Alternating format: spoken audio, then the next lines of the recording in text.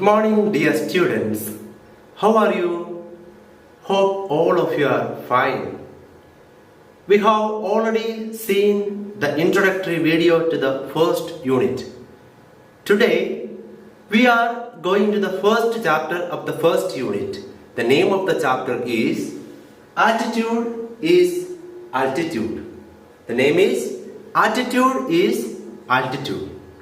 Before going in detail into the chapter, I request all of you to take your textbook and your notebook and write down running notes. You may please note down the important points of the lecture that I take here. So please take it seriously and take down the notes. Now we are going in detail into the chapter. Attitude is altitude. To understand the meaning of this heading, we have to understand these two words. First one, attitude, and second one, altitude. Attitude. What is attitude? Attitude is a settled way of thinking or feeling about something. It is a settled way of feeling or thinking about something. Attitudes can be positive or negative. Those who have positive attitude will gain success in their life, and those who have negative attitude will ruin their life. For example, look at this. What is this? This is a glass of water. Look clearly, there is only half a glass of water, not filled up to the brim. So those who have a positive attitude will see this as there is half glass of water. They positively see it as there is half glass of water. And those who have a negative attitude will see it as, oh, there is only half glass of water, or in other ways, the half of the glass is empty. So these are the two positive and negative ways how we have attitudes towards something. Now, what is altitude? What is altitude? Altitude literally means height from the sea level. But in this context, altitude means success in life. So what is the meaning of the heading of this chapter? Attitude is altitude. Our attitude is the key to success. Whatever may be our situation, whatever difficult situations we have, if our attitude is positive, we will gain success in our life. That is a very important lesson that this chapter is teaching us. Now, before going for reading the chapter, I welcome your imaginations here. You can close your eyes and imagine, or you can just watch it and imagine. Imagine having no arms to stretch in the morning. Every morning we get up and stretch our arms like this to help you scratch that itch, to allow you to wrap your arms around your dear ones. Imagine having no legs to kick the pebbles on the road, to walk or to run, to bicycle or to skateboard, or get you from point A to point B. Then imagine both at once, a situation where you do not have legs and arms. We cannot even imagine such a situation. But here, in this chapter, we are going to see a person of great character or great personality who, in spite of all these difficulties, gained success in his life and became one of the famous personalities in this world. It is none other than Nick Vujicic, an Australian citizen. So before going in detail into the chapter, I request you to watch this video and come back.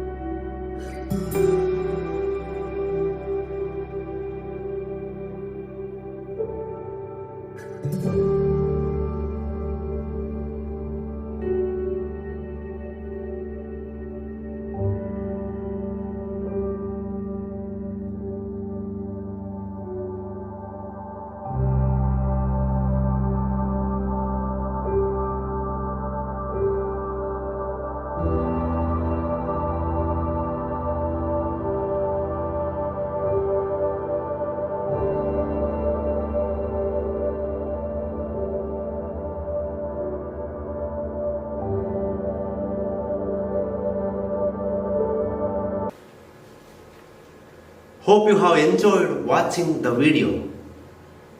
Our eyes will be filled with tears when we watch that great personality. His attitude towards life was so positive that it helped him a lot to gain success in life. Nick Vujicic was born with no arms and legs. But he doesn't let the details stop him. The brave 26-year-old, who is mainly a torso, plays football, golf, swims and surfs despite having no limbs. By birth, he was without legs and arms. It is not something a physical failure happened due to an accident. But by birth, he was without legs and arms. And in the textbook it is given 26-year-old. But the book was printed so many years earlier. Actually, he was born on 4th December 1982 in Melbourne of Australia. Nick has a small foot on his left hip, which helps him balance and enables him to kick. He uses his one foot to type, write with a pen and pick things up between his toes. He calls it his chicken drumstick because it looks like a chicken drumstick. He explains it sarcastically as a joke. He says he would be lost without it because it is helping him a lot to do his daily activities. As you have seen in that video, you can understand how he is using his chicken drumstick, his small limb on his left hip, to get up early in the morning, to take away his blanket, to comb his hair, to take a phone, to brush his teeth. For everything, that small limb on his hip is helping him. Due to his faith as an evangelical Christian, Nick has chosen to remain a virgin until marriage. Here, the spelling of the word Christian is given wrong. It is Christian. You may please correctly write it in your notebook. He is a very modest, but he gets He is very modest, but he gets marriage proposals from women all the time. Said Nick's friend and publicist Steve Appel from Los Angeles. Nick is now living in Los Angeles. He would love to get married and start a family, but he is waiting for the right girl to come along. But this is all in past. These are all in past. At present, he is married and he has a good family with 2 little children. And he is happily living his family life. Hope you have taken down the class notes, running notes, and your homework here is to take a photo of your running notes and send it to my email ID. Don't forget to send it today itself. I will be accepting it only today and replying you the comments and remarks today itself. And one more thing I would like to remind you is that you should be sending your mail from your personal email ID. Please create a personal email ID for yourself. It will be useful for you in future also. And another homework is, as you have seen in the introduction part of the first unit, there are three personalities given there. One is Helen Keller, another one is Sudha Chandran, and the third one is Stephen Hawking. So, what is the comparison you have seen between these three great personalities and Nick Vujicic? And if you have seen any comparison, explain in a small paragraph about another person around in your district or in your state who is again another such a great personality and who has become successful in life in spite of all difficulties. Please write about that. Write the name of that person and write about him in your notebook in a paragraph. And take a photo of that and send it to me also. Today you have 2 homeworks. One more thing I would like to remind you. In the last homework, only very less people attended the homework and sent me homework. Please take it seriously. You are in the 10th class and please send the homework today itself. Thank you very much.